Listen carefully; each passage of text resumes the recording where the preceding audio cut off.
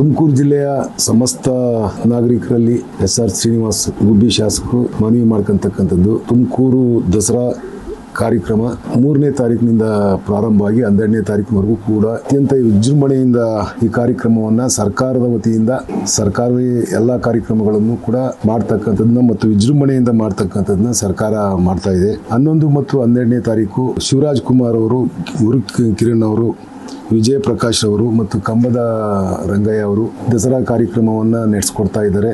ಅದ್ರ ಜೊತೆಗೆ ಹೆಲಿಕಾಪ್ಟರ್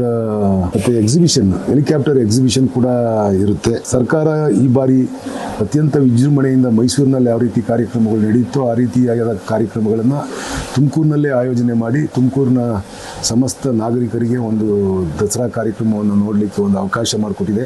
ಇದರ ಸದುಪಯೋಗವನ್ನು ಪಡ್ಕೊಂಡು ಎಲ್ಲ ಜಿಲ್ಲೆಯ ಎಲ್ಲ ಸಾರ್ವಜನಿಕ ಬಂಧುಗಳು, ನಾಗರಿಕರು ಎಲ್ಲರೂ ಕೂಡ ಭಾಗವಹಿಸಿ ಈ ಒಂದು ಕಾರ್ಯಕ್ರಮವನ್ನು ಯಶಸ್ವಿಗೊಳಿಸಬೇಕು ಅಂತ ಹೇಳ್ಬಿಟ್ಟು ಈ ಮೂಲಕ ನಾನು ಮನವಿ ಮಾಡ್ತೀನಿ.